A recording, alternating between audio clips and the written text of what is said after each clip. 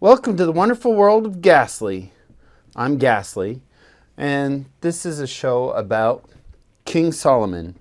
I kind of want to do a little series because there's so many different aspects to King Solomon, but I thought we'd begin with a sort of a overview of the life of King Solomon.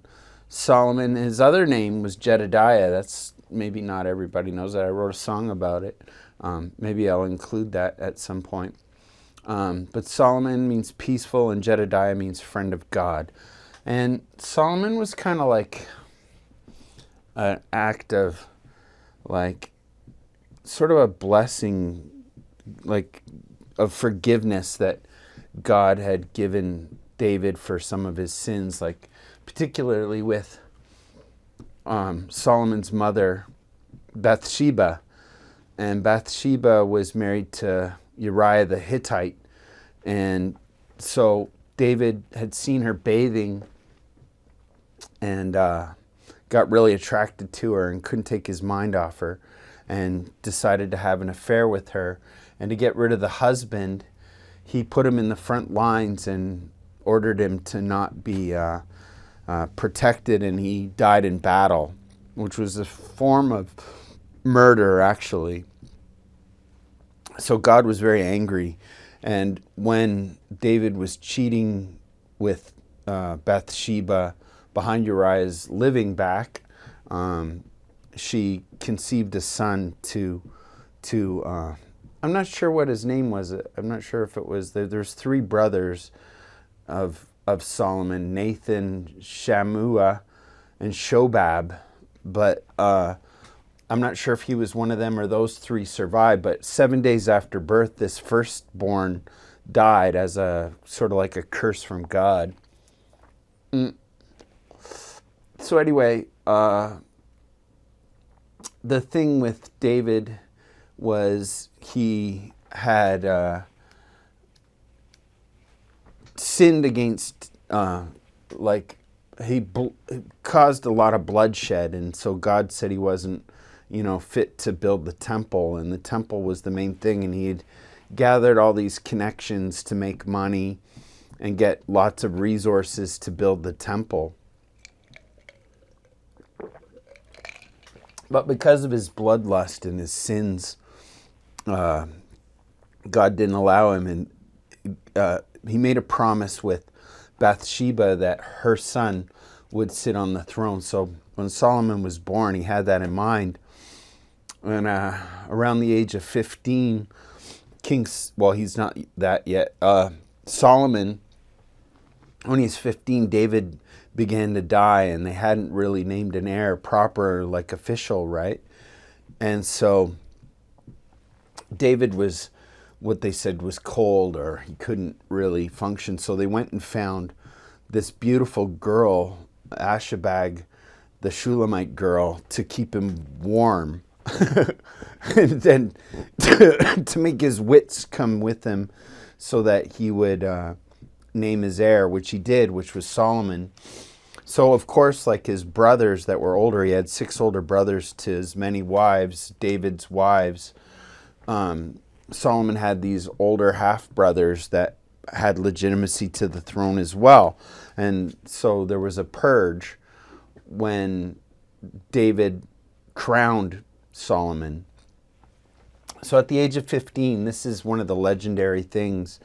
He's becoming king, and he had these dreams where God spoke to him, like the high God spoke to him and asked him basically what he would want to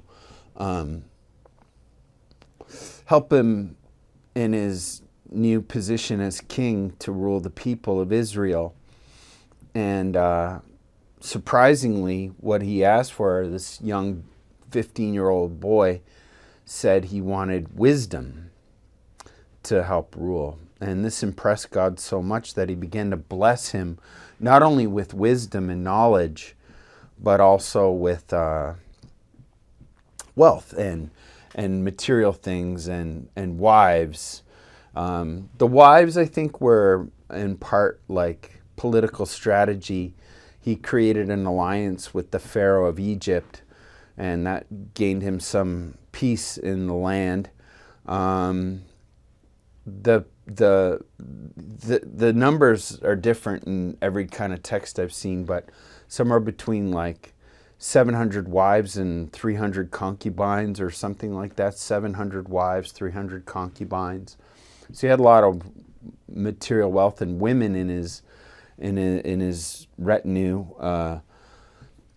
He created all these alliances through marriage with other kings' daughters, and he had an alliance not only with Pharaoh, but the Phoenician king Hiram of Tyre. And Hiram of Tyre and him created vast amounts of wealth, gold, silver, sandalwood, pearls, ivory. And then they began to deal in things like apes and peacocks, wild animals, like all kinds of wealth. And the acacia wood that it would take, and cedars, and there was gold, like tons of gold. In fact, he had a tribute, which was a weird amount, they say. 666 talents of gold annually came to Solomon for his projects of building palaces and the temple of the eponymous name Solomon's Temple. But I think in the Bible it's called the House of the Lord more often than not. But the legendary wisdom of Solomon, that's a thing, right? Like, King Solomon was fabulously knowledgeable.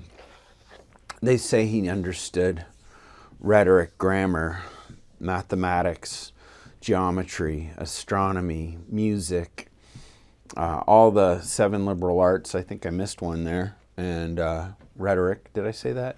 Anyway, on top of that, he understood the Kabbalah. He understood the speech of animals.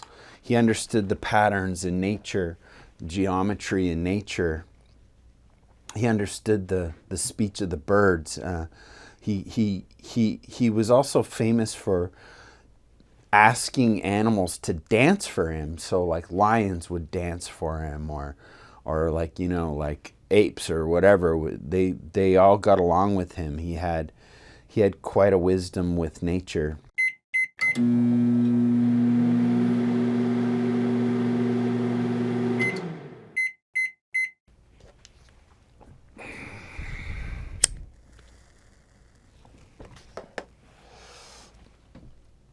Yeah, the legendary wisdom of Solomon. It's incredible, like what they say he could do with his mind. And he was one of the principal architects of the temple itself, which was to house the Ark of the Covenant, which was said to hold the Spirit of God. Or when the temple was made, it started being built 4 years after Solomon took the throne. He prepared all the things, got it. It's on David had got the threshing floor where the crown of Mount Moriah is the rock. Now it's the same place where Isaac was almost sacrificed by his father Abraham. This is a holy spot. Some also say that before the flood there was a temple there called the Temple of Enoch. Nobody can really tell because the foundations there are now covered by the Dome of the Rock, which is another sacred building. It's like a Muslim temple there, the Al-Aqsa Mosque. But before that was the Temple of Herod, which was the second temple of Israel. But at Solomon's time, he was the ruler of all 12 tribes, which was unique. There was only four kings in a united kingdom. And then after that, his son Rehoboam, or however you say that, his son was kind of a jerk, and the kingdom got split up. So 10 tribes went to the north, and the rest that stayed in Jerusalem was only 2 tribes. And they were kind of pissed off, and rightfully so, I guess, because their father had left them everything, and he had this reputation of somehow like following the path towards idolatry and worship of foreign gods instead of the main God, Yahweh. So Yahweh was upset with him, and the brilliant time, it was like a golden age at the beginning of his kingship, but he was said to have gotten involved with the magic and religions of his wives. What of the women that was famous for visiting King Solomon at the dedication of the temple in Jerusalem was the Queen of Sheba from Ethiopia. Her name's Bilqis in Arabic, and Makeda in Ge'ez, which is an ancient Ethiopian language. And then there was some story in this book here. I'm always showing off books, but this one in particular is cool. It's the Keber Nagast, and it's the story of Sheba coming to visit him. She came because she had heard of his fame and his wealth and his knowledge and his wisdom, and wanted to meet him for herself, because she was also a very powerful woman. And you would think that they would have a lot in common, and they had some kind of relationship. Some say he tricked her into sleeping with her, but at any rate, she slept with him and conceived a son. So she went back to Ethiopia and raised her son Menelik. And then some say that he was angry with the way Solomon had treated his mother, and he came back to Israel and took the Ark of the Covenant himself and brought it back to Ethiopia, where it supposedly still is. And that kingdom lasted until 1974, almost 3,000 years. So, like, Solomon's reign was between 970 and 931 BC.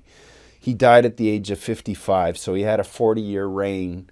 And one of the things about his reign is, as some say, he was like a sorcerer, like a magician who could bind demons and get them to do his will. Some say he had a method of doing this, and how he built the temple, the eponymous Temple of Solomon.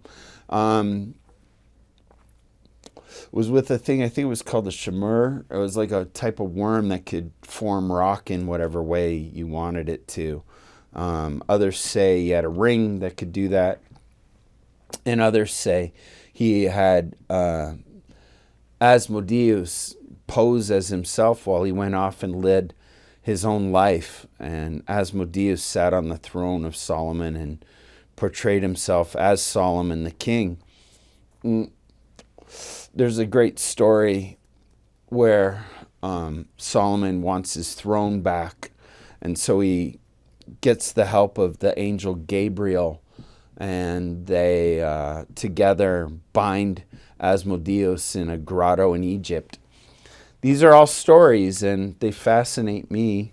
The thing is, you can find most of these stories right here in your good old Bible, and where you'd find that in the Bible is 2 Samuel, also 1 Kings, and 2 Chronicles. And then also, not for nothing, King Solomon himself penned 4 of the great books, 3 which are included in the standard 66 books of the King James, the three that are in there are Ecclesiastes, Proverbs, and the Song of Songs, which is an erotic piece inspired by the beauty of women. Some say it's the most beautiful poem in the world. That's up to you to decide for yourself how beautiful you think it is. I think it's beautiful. Anyway, that's like a synopsis of the life of King Solomon. It doesn't really say how he necessarily died, but he was 55 years old. I could imagine now that I'm almost 55, I'm 54 now,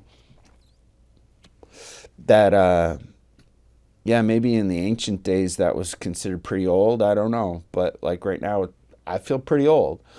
And I don't want to go anytime soon. So anyway, hopefully you enjoyed that little synopsis of the history, or a sort of history. Maybe I could get into focusing on certain parts of the story, and you'll come in for one of those stories. Thanks for watching, and I'll talk to you another time.